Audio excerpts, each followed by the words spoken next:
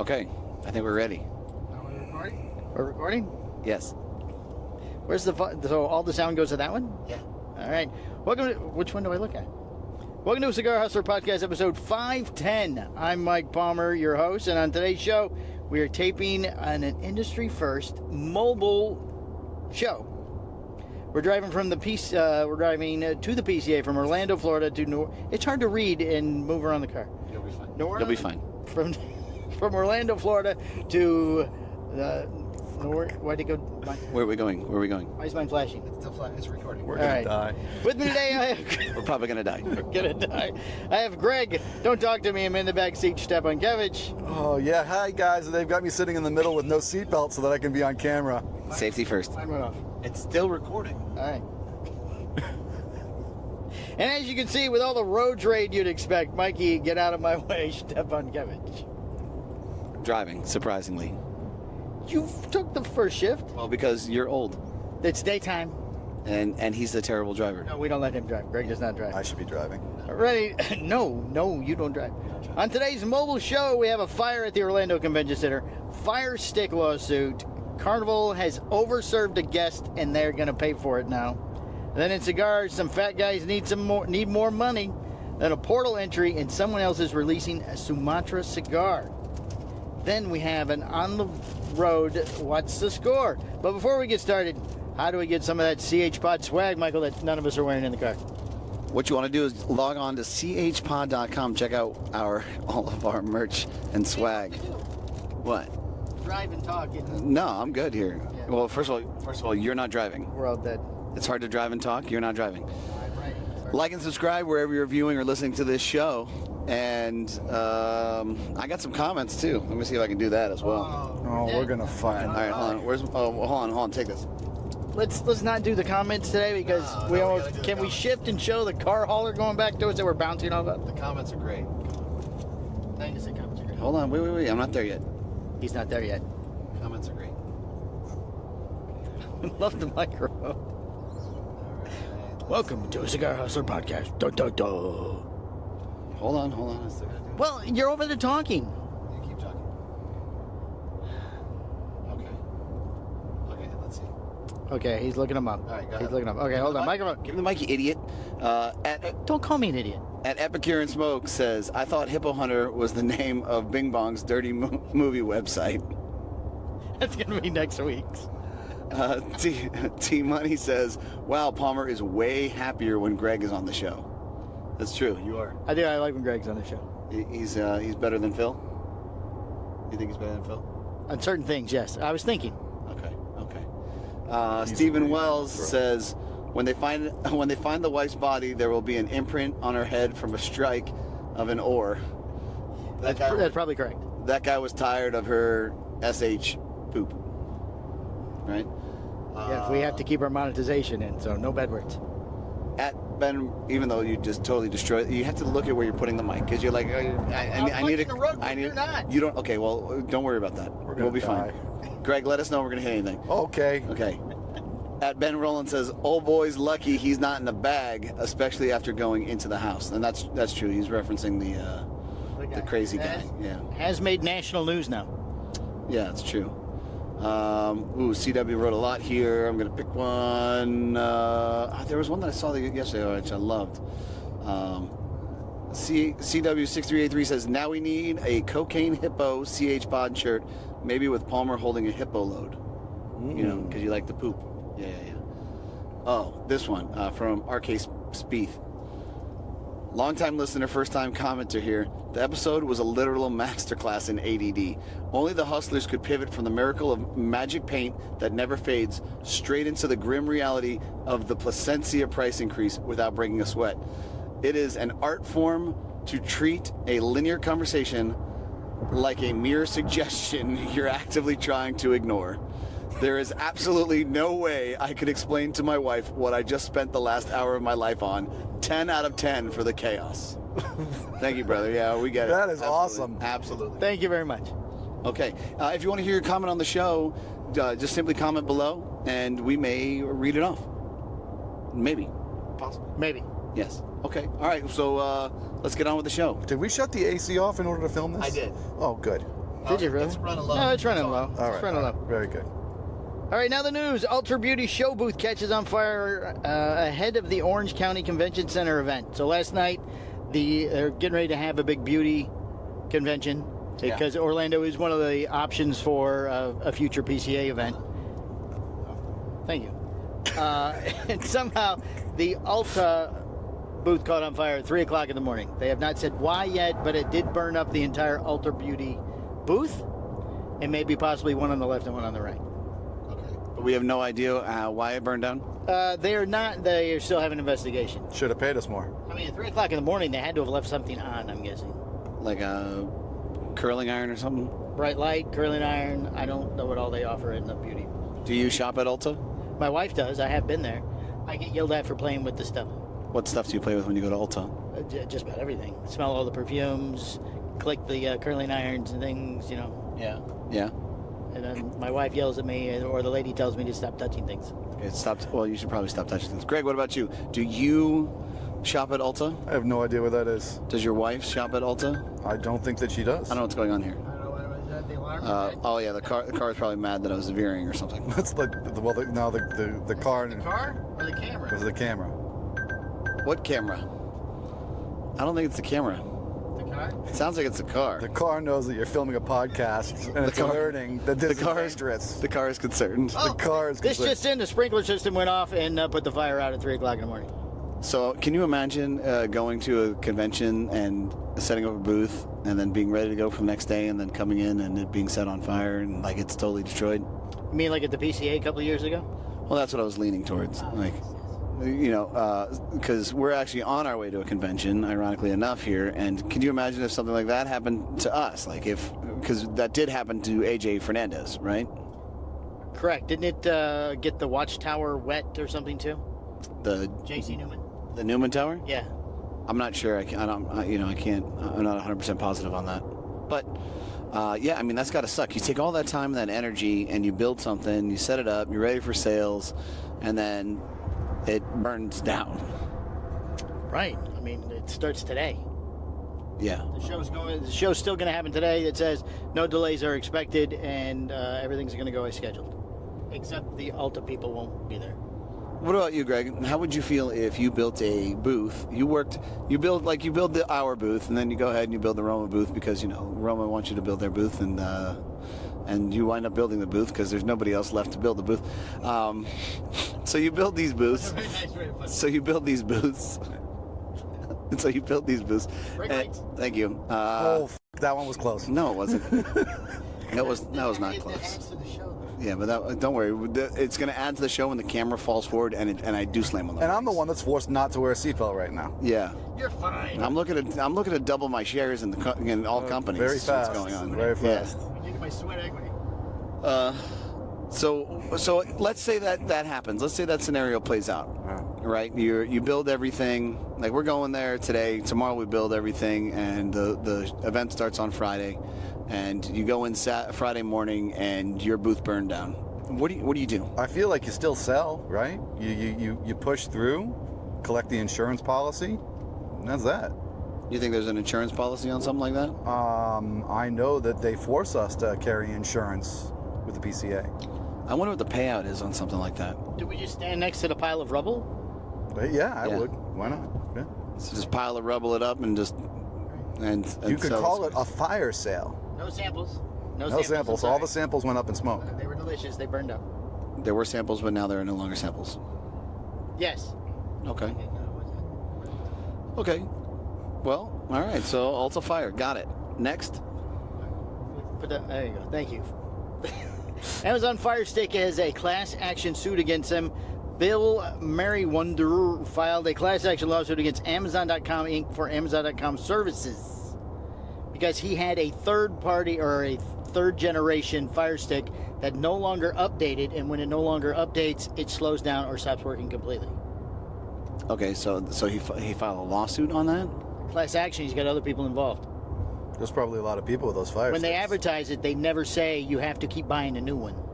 Got it. The software is supposed to keep updating, but at a point, it can't handle the new software. Yeah, I mean, the technology evolves to a point where Now what it says in the instructions. it just says, this is great forever. Yes. Fire stick devices that were unlawfully disabled through software updates. The class action lawsuit was filed in California State Court. Amazon is facing a class action lawsuit alleged it intentionally rendered older Fire Stick devices unusable by discontinuing software support while continuing to market the products as offering instant streaming capabilities. According to the complaint, Amazon promoted its first and second generation Fire Stick devices as providing instant access to hundreds and thousands of movies and television shows. Okay, so let me ask you this. Do you think that this is actually a valid case for someone to sue? Sounds like somebody just pissed off and thought of an easy way to make some money, maybe. Yeah? I mean, they're what, $10 now? They're not Yeah, even. they're pretty cheap. They're pretty cheap. Go buy a new one. Yeah, like, I mean, Amazon could just say, our bad, and just send another one. Right. Send them a free one. Oh, I'm sorry, our mistake. Here's a complimentary unit. Because they're selling for $10. Well, they cost $1. Probably less than that. Right. I mean, listen, at this point, you can practically return anything on Amazon, within a specific amount of time. Well, but if he has a Gen 1 or Gen 2, I think they're up to Gen 4. I imagine that has expired. Yeah, but my point is, with 3 or 4 angry comments to the chat AI on Amazon, you say, "Hey, this is bullshit. I want a new Fire Stick." Somebody gets on there and says, "Okay, yeah, no problem, dude. Here, we're gonna send it to you." Right, and he's already bought a new one. But see, he's pissed off the old ones don't work. So he's just so you think that this is just a kind of a money grab? He's just determining where. I don't know. Maybe he thinks he's trying to prove a point or something because it says instant access. But that's why they have to put "don't drink the shampoo" on a shampoo bottle. Right. I mean, no one was really harmed in this scenario. Correct. But this guy went ahead and put together this whole lawsuit. Right. He wasn't able to watch any of his shows. I can feel my deltoid getting a good workout right now. From the flip back and forth? Yeah. Oh, excellent. Just do it the entire time. I will. What about you, Greg? Amazon Fire Stick? Do you have a Gen 1 Amazon Fire Stick? We come across them all the time. They're lying around the store, they're at the house, they're all over the place. Yeah. So, yeah, we just don't use them anymore. Okay, so then what do you do with them? I suppose we should probably throw them away. You keep them you probably keep them. Well, we just found one at the store, remember? Yeah. It solved the problem with the TV. And it worked? And it worked. It works fine. We put it in the bathroom. Mm-hmm. Okay. So, but you think that's probably not a Gen 1? It's got to be old as shit, though. Yeah. Very dirty. Very dirty. It's very dirty. But it went in the bathroom, so who cares? So it goes in the dirty bathroom, so it's not a problem? No, the bathroom's clean, but it's dirty. So it's not like it's going by any food or any cigars or anything.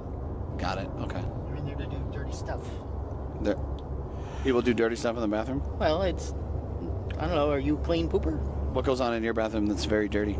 I poop. That's it? Pretty much. It sounds like you were talking about other things, though.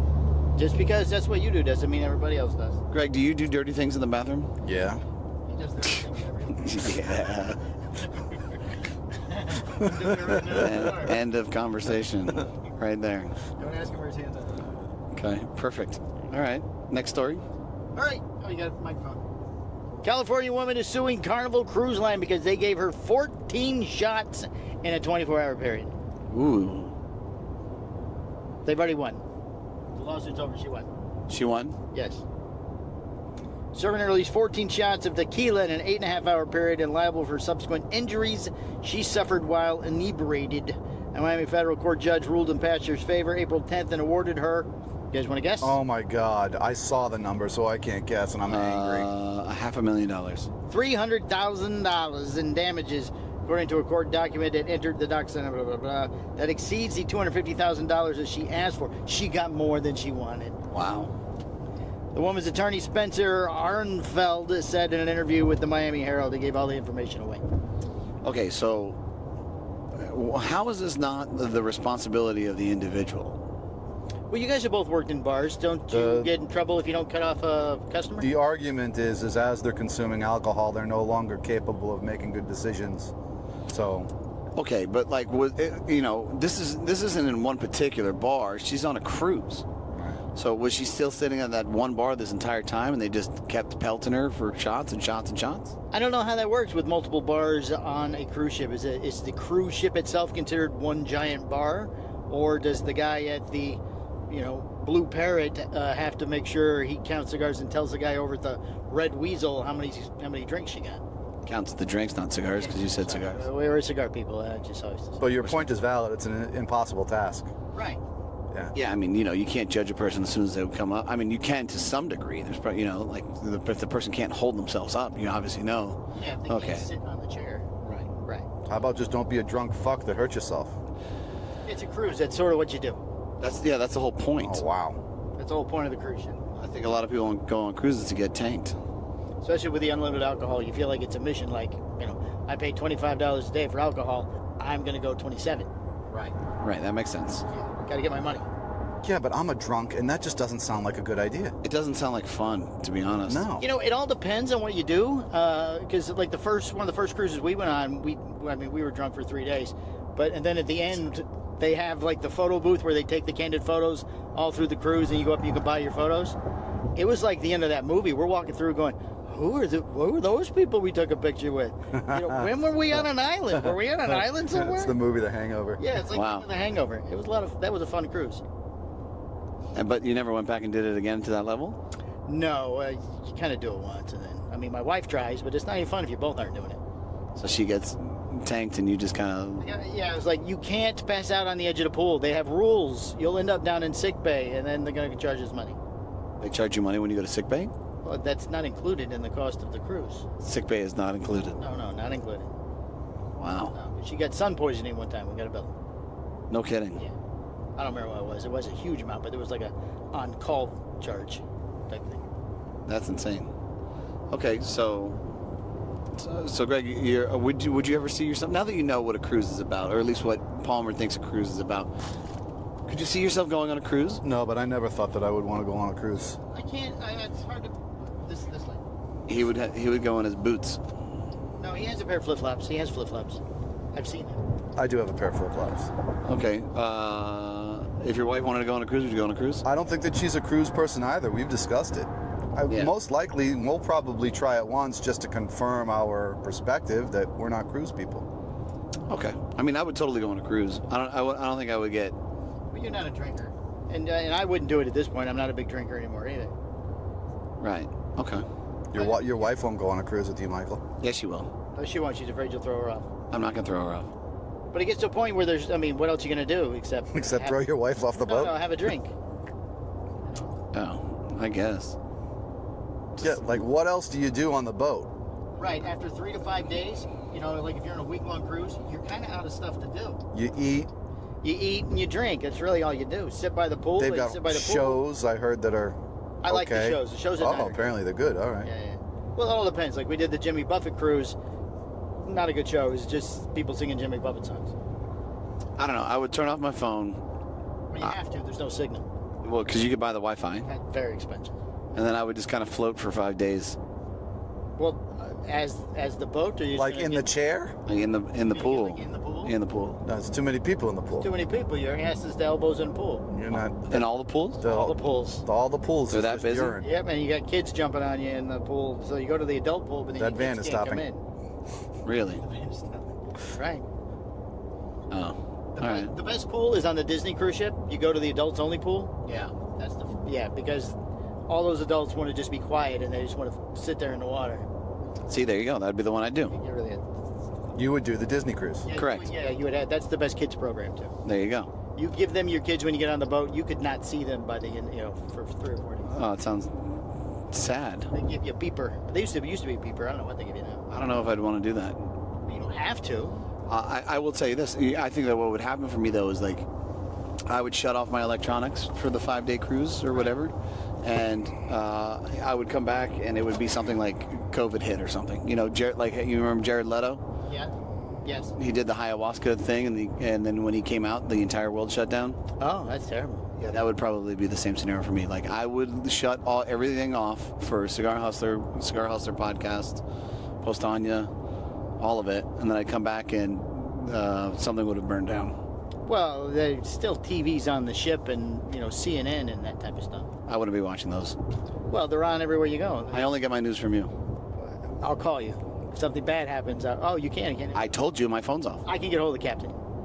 You get a hold of the captain. They would make an announcement over the intercom. Excuse me, everyone. The world has ended. We can't go back. This is it. We have. Drinks are free. We are the last form of civilization. Us and 2 other cruises that are out and currently in the ocean. So we request that you all mate immediately. Okay. Wow. You gotta make people. That's where your head goes. Like, You gotta make people. What honey, else you I gotta start banging everybody. I gotta go. gonna do? Well, you're not drinking. What else you gonna do? I'm floating in the pool. You don't know what those people doing, and you're gonna start noticing like that guy's never got out of the pool. He's been drinking all afternoon. Yeah. Yeah. So then you get out of the pool. He's just peeing there. He's just peeing in the pool. Okay. All right. Next story. Cigar news. Oh wait, do you have a video? I definitely don't have a video. Oh my God. All right, fine. We'll move on. Thank you. You see this elaborate setup? I am this elaborate setup. This is not going to work at all. We're going to have 3 videos and no audio. No, we'll have audio. All right, League of Fat Bastards announces a fundraising round, and they are worth $65 million.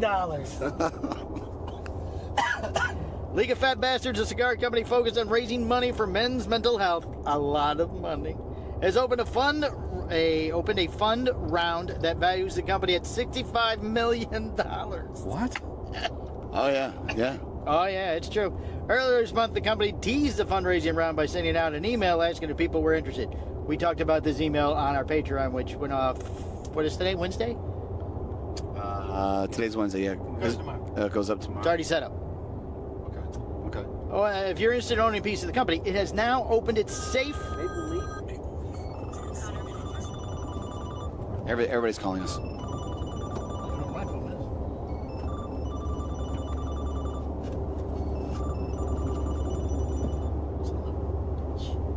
I'm keeping this in. All right. Safe fundraising round, which takes place through April 7th, 2027. So they're going to raise funds for the next year.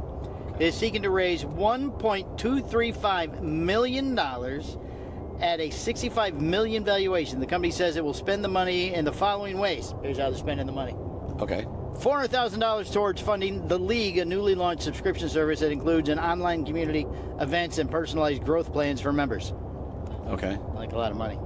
Okay. $335,000 towards growing its retail network from 150 to 500 stores. They have freestanding stores? Or is that No. cigar retail? They're talking about the retailers that carry League of Fat Bastards.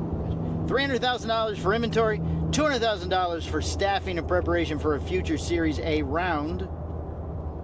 In addition, the company will pay Dealer Maker Securities LLC its intermediary fees, including 8.5% of all money raised. So who's that? Greg, explain that.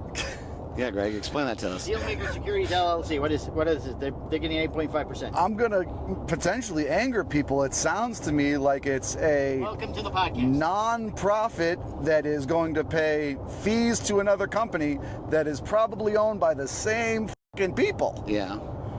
I don't even understand what it is that they're doing. Right. I don't understand how they came up with that evaluation. Uh-huh. I don't understand what the words mean that they're going to put the pieces of money towards. Scroll up for the first one. I want to just, what was the first one? First one. $400,000 towards funding The League. Funding the League. A newly launched, let me Newly read launched it. subscription service that includes an online community, events, and personalized growth plans. So it sounds like that's their, we're helping men with mental problems. What is For that? men's mental health. Men's mental health. For helping the mental health. They give a portion of their money to men's mental health. Oh, Yeah. It's worth $65 million. It's a $65 million valuation. Yes, very valuable. Yeah. Is that American dollars? I mean, he's from Australia. Could do we be- know these could be- people? Yeah. Yeah, we know them. Would you like to talk to them at the show? I'm sure they'll be at the show. They're gonna they're gonna take the bowl like a church to every booth. Yeah, so we got Would you like to put some money in your pot? So, Okay, well he's not English. he's not, no. Sorry, He's Australian. Very close. Good day, mate. Bobby, on the Bobby, put a shipper. Bloody. The Australian guy. Yeah. Yeah, we met him last year. Yeah, I met him a few years ago, yeah. Give me money. No. How much did you give him? 50 bucks? Hundo? So he has his own cigar? Yes. He has a whole line. Wait a second. Okay, so hold on. So wait, so you're a retailer. You're in the retail industry. I think that you run a fairly successful, moderately successful retail shop. Almost successful. I would call it almost Borderline successful. Almost successful. 17 years or 18 years in, a few more years you might make it. Have you heard of the League of Fat Bastards? No. You haven't. LOFB. But you met him. Yeah, You apparently met the guy. When you said that he was Okay. Aussie, I remembered him. Did you get an email from him by any chance? Not that I recall. Okay. How did he not get one? How did he not get one and we got one? I don't know. Well, maybe he's not a supporter because it said, I understand you were all supporters. That's like how the email went. Right. Clearly he's not a supporter. Doesn't know who he is. Doesn't know who he is. Gotcha. So, okay. So there was an email that went out and said, hey, we're looking for investors. And we covered a lot of that on the Patreon, so we're not going to reiterate that here. However, an email came out yesterday stating that 98% of the people that the email went to responded with yes, they want to be an investor. So how many people do you think? It's just us. Yeah. So how many people do you think got that email? Oh, I don't know. It's got to be thousands. Well, wait. If it's from the PCA list, there's 1,255 people in there. Okay, so there's 1,200 people on there. Yes. Truck. Have you? Okay. 98%, Greg, of 1,255. That's a lot of bones, man. That's a lot of people said yes, I'm in. Right. So let me. Yeah, it's over 1,000 people. Okay, so let me ask you this. Palmer. You're an experienced marketer now for email blasts, right? Certainly. Yeah. What's the average open rate for an email that you send out? 68%, I think. That's high. 68%. You're like, yay. Yeah, that's high. Okay. So 68%, over half of the people open the email. Not every time, but yeah, that's probably the highest one we've ever hit, 68%. I got to be honest, I think you're getting that number wrong, but I'm going to go with 68%. I think Okay. you are too. Yeah. It's the other way around. I think it's like 32% of people open it. That's probably average 32%. Yeah. He was Okay. looking at it as a fraction, is what Yeah. it is. He had it reversed. Normally you get an email blast that says 68% of the people have not opened this email. Okay. Okay, this email is stating that there's a 98% success rate as far as investors. That means that everybody opened the email? Do you think that everybody opened the email? No, there's no way. No. Well, did I you? mean, we both did. You opened it. Yeah. Did you? Are you investing? No. I think I'm the 2% that's not. You're part of the 2%. Part of the 2%. Me and 3 other people. Well, that makes. I opened the email too. So Yeah, okay. and I don't have any money to invest. So. Maybe he's not. Do you think Eric got the email? If he's on the PCA list, he is. Bro, I don't know what the email is, bro. Uh-oh, something's shutting down. Camera said something and said goodbye. Yours is done. Yep. Battery dead. Cooked. Down. Battery's not dead, so it probably got hot. Yeah, most likely hot. Camera's hot. Oh, yeah. Oh, wow. Yeah. Well, it's sitting on the... Take it out of the sun. Take it out of the sun. Okay. So it's safe to say that now we're down to 2. This will be a lot easier anyways. This is the 12. That was the 10. Okay, so it's safe to say that we don't think that the statements have been accurate that have been disclosed on the LOFB emails? Maybe he's taking a little leeway there with the numbers. Make it sound more successful? Slightly generous? Possibly. Okay. 98%, Greg, what do you think? 98% of people wanted to invest? Did you get the email? I did not get the email. And like I said, if I did, I don't recall it. Okay. All right, so... I have debt figures. tell me. Okay, first, the minimum investment is $500. Okay, that's reasonable. Yeah, that's not bad. Yeah. All right, according to... Do me a favor. Take 26 million divided by 500 real quick. 26 million divided by... The company is going to be evaluated at 26 million. It's evaluated at $65 Oh, I'm million. sorry, 65 million, excuse me. I can't do those kind of numbers. That's really big numbers. All right, its long-term debt rose from $1.36 million at the end of 2024 to $2.01 million at the end of 2025. So for the most recent fiscal year, its revenue is listed at $216,808, resulting in a net loss of $1.12 million, up from $824,000 in 2024. Those sounds like they might be real numbers. That does sound legit. That sounds Yeah, like it that's- might I be. mean, it sounds like it's losing money. They're losing money. Yeah. Okay. Yeah, they lost $1.2 million. And it's grossing $200 and some odd $1,000 a year. Sure. Okay, yeah, that makes sense. They also have their non-alcoholic beer, which has a truck. revenue by 10% this year, and then again by 5%, reaching $300 million by the end of the decade. $300 million in non-alcoholic. You're reading that wrong, just so you know. Right. The revenue by 10 times this year, not 10%. Did I say 10x. percent? Yeah, 10x. Yeah. Well, yeah, sorry, I missed Numbers. Right, and then probably another 5x, reaching $300 million by the end of the decade. So $300 million in non-alcoholic beer is expected to sell in the next 5 years. I mean, that's a pretty impressive number. Well, he's worth $85 trillion or whatever it is. He's worth 85 trillion? Whatever it is, I don't remember what the 65 million.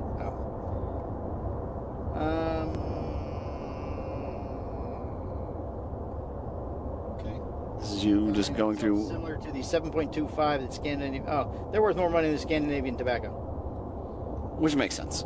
Sure, certainly. No, that's not what it says. 72.5, that's Canadian Tobacco paid for Alec Bradley. Dude, read your own words, for the love of God. Scroll down.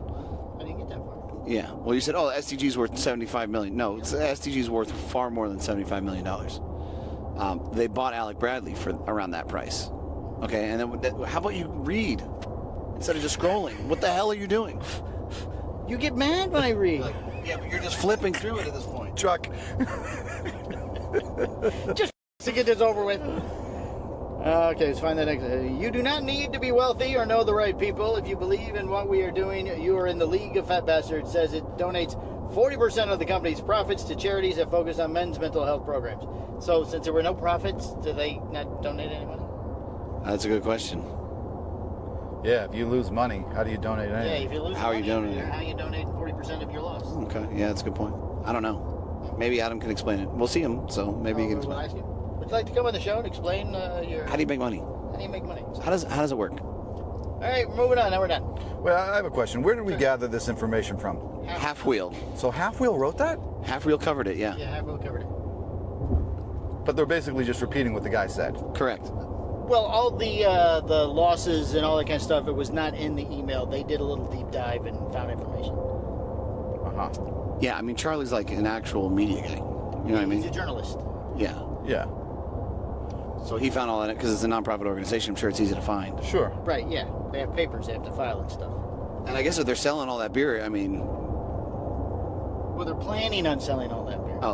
eventually Yes. to make that much money. Yes. He's planning on the beer to be highly successful. I mean, you think beer is easier to sell than cigars? Not non-alcoholic beer. Is that yours, Dean? Yep. Now we lost that one. Now we're down to one Take camera. it down, give it to me. I'm cooling this one with the AC. We're down to one camera. And we're at 32 minutes. Yep. All right, And Charles we're gonna- Gibb has been named CEO of Tabacalera USA. Tabacalera USA has named Charles Gibb as its new CEO, replacing Javier Estedes Sayez, who was served in the role since 2015. Of note, Estedes started in a very similar role in early 2011. Gibb takes over as the head of one of the largest cigar companies, one that includes Altadis USA, Casa de Montecristo, JR Cigars, and Santa Clara Inc. This morning, the company held a town hall with its employees to announce the change. Gibbs most recently served as a CEO of Whistle Pig, the Vermont-based distillery, from June 2025 through February. So he's a liquor guy. They're bringing in another liquor guy to run a cigar company. We're starting to see a few more of the. This is becoming common. This is the trend now. If you used to run a liquor company, you can obviously run a cigar business. It's So I guess the argument is that the correlation. Well, I'm sorry, it's a big nose. So we're obviously seeing some correlation between liquor and cigars. People believe that if you're part of the liquor industry, then you have the ability to sell cigars. Yes, and he also spent 8 years at Fever Tree USA, a company that makes club soda and other mixers. So he went from mixers to liquor to cigars. Do you think it goes the other way around? I don't know how, if you know how to run a medium-sized liquor company, you can run one of the largest cigar companies. Well, the thing is that they share the same customers. The problem is what is it, like 40% of the populace consume alcohol, but 3% consume cigars? So when they move over from spirits to cigars, they simply say, where's all the fucking money? Right. Where are all the people? Right. That's kind of like what the FDA did. Like, oh, we're gonna tax. Wait, where's the money? There's no money. Where's the money? There's no money. All right, Pablo Cole, who has served as CFO since August 2015, decided that he did not like this. He left the company. He left disgruntled? Yeah, well, Possibly. Allegedly, possibly, more than likely, sort of, maybe. He wanted the job. Well, yeah, he was doing the job, and now this guy came in, or maybe he thought he was getting the job.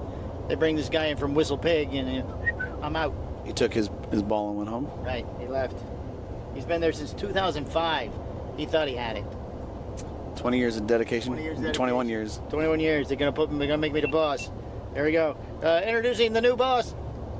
Not you! I'm out. Yay! I'm leaving. Ugh, that's kind of rough. Okay. Last year, Turmeric Capital, a Middle Eastern private equity firm, acquired a controlling interest in Tabacalera USA from a group of East Asian investors. Simultaneously, Chen Zi, the lead investor of the group, was placed under sanctions. No way. Yes, placed under sanctions by the American government over an accusation that he was running a large-scale criminal enterprise out of Cambodia. It's where you run all large-scale Yeah, it makes sense. criminal enterprises. While Tabacalera USA is not a target of the investigation, Chen Zi's various companies have been placed under sanctions, including the company that owns the Tabacalera de Garcia and Flora de Copan factories. Tabacalera USA was the largest client for both factories, but is unable to purchase cigars from either. As such, the company has been moving production of blends to other factories owned by AJ Fernandez, Plasencia, and others. But mainly AJ and Placencia. Well, it's only AJ. More AJ than Placencia. Only AJ. Well, Plasencia has changed the logo. They can't find the factory now. They don't know where it is. That's not the sign.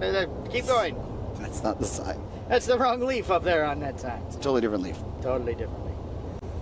I got one of these working. I just don't know how to start recording. That's all right at this point. It's okay. Yeah, it's okay. All right. All right, Emilio Suave Okay. is getting in a limited edition Sumatra cigar.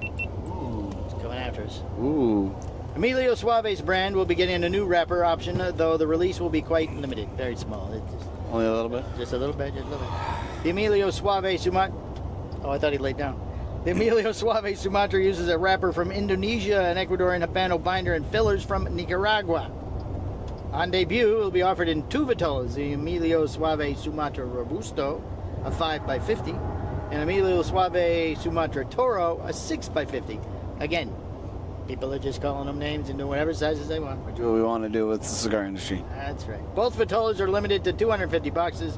Emilio's brand is owned by LJ Zucca, but James and Angela Brown, the black label Ova Negra handle. Oveja Negra. Oveja Negra is what I said. That is not what you said. It's close enough. Not even remotely close. Branding and distribution of the brand. The new Suave Sumatra will be shown off to retailers this week at the 2026 PCA Convention and Trade Show in New Orleans. A press release says that they will ship later this year. Wow, that's where we're going. We're going to be there. We're going to be there. We're not near them this year, I don't think. Greg, are you excited about the Emilio Suave Sumatra? You think it's going to be better than the Sumatra you made? 250 boxes of each Vitola? Yeah. Yes. Super small. Yeah, it's a small run. Yeah. Yes, that's what we said. Are you gonna smoke it? No. No. You don't really smoke cigars. He's very particular. He smokes the same cigars every day at times. It's pretty accurate. Yeah. 11 o'clock, time for this one. Yeah, that's pretty 2 accurate. p.m., time for this one. Right. Yeah. And he walks around all day going, where's my cigar? Right. There I used to came be a out time where I like to try different cigars, but that doesn't happen so often now. That part of his life is over. Why do you think that is? He's very outdoorsy. you just keep the microphone to yourself. That'd be fine. And we're gonna die. Here it is. Oh God. We're fine. Ooh, Ooh, that was close. that was a I hit the close off one. button on the iPad. Good Oh, lord. see, he got so scared he moved out in front of us. Oh, These guys are gonna We're crash fine. back at me. What are they doing? An iPod or whatever? An iPod? What are they doing? An iPod? They're doing a podcast over there? What are they doing? Alvaja factory? Shut up. I have to pee.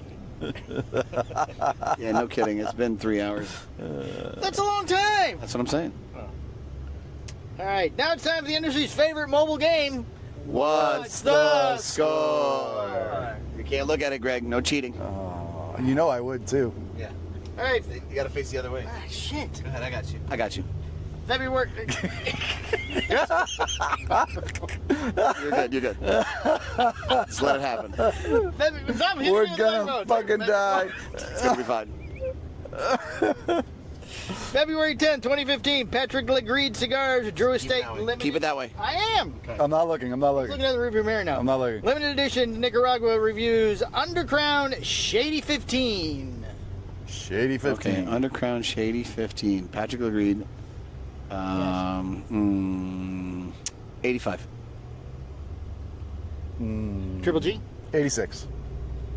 All right, it's the Undercrown Shady 15. Country of origin is Nicaragua. Factory La Gran Fabrica Drew Estate is now called Sans Estate. No, No, it's a totally separate different operation. Yeah, it's a different company. Well, I thought maybe the name wasn't really Drew of the factory too. Maybe. No, you're saying that they upgraded it? Like, hey, by the way. Hey, by the way, Sans Factory. Wrappers Mexican San Andreas Negro. Binder Connecticut River Valley. Stalk cut and cured sun grown. Ooh, Habano. Oh, nice. Filler Brazilian Matafina, Nicaraguan Habano. It's a 5x50 Bellicoso. Sells for $9.99 and they smoke 3. What do we say as the cops to be in the podcast? 85. Sticking with 86. Oh, is he in handcuffs? I don't know. He might have been in handcuffs. I think he was in handcuffs. All right, clue number 1, the Undercrown Shady 15. Sounds like it really delivers on the flavor early, especially with that rich mix of earth, pepper, barnyard, and smokehouse-style notes. Comes across as a bold, layered cigar with a lot of character, and the aroma profile sounds especially impressive. 88. 86. One of the standout strengths seems to be how visually unique and memorable this cigar is. Between the dark wrapper, sharp color scheme, and that notably flat press shape, it sounds like a cigar that immediately grabs attention and offers a different experience from the start. Your turn. 89. Sticking with 86. The biggest downside appears to be the consistency in performance and progression. While the first third sounds strong, the cigar seems to lose some of its complexity later on, and the multiple relights plus waviness in the burn take away from what otherwise sounds like a very flavorful smoke. 88. Sticking with 86. Final thought. Oh, we're at Lake City. As soon as I lit up the Undercrown Shady 15, I had really high No hopes. cheating. I had really high I'm not hopes looking. for it. I knew I liked the blend from previous experiences with the regular Undercrown line, as well as the Corona Viva. And while the first third was an incredible tour of what the cigar had to offer, it feels like it put its best offerings too early. The second and final thirds were very enjoyable, but didn't offer nearly the complexity or change that I found in the first third, leaving it to be one of those cigars that would enjoy but not necessarily savor or crave. It's hard for me to say these are particularly better than the other Vitolas in the Underground line, and as such seem regulated to being a treat for those in the Detroit area or who want to put in the effort to get some for themselves. Okay, Steve Gillespie. 88. 87. 81, Greg wins. Sparklers. That's bullshit. Sparklers. Okay, you have anything else to add? Nope. Okay. Die. Hey, we didn't die. 2 cameras did, but like and subscribe wherever you're viewing or listening, and thanks so much for your support. I hope we gave you some edutainment today. It was fun for everybody. We'll see you at the PCA. See you at PCA. Bye. Bye.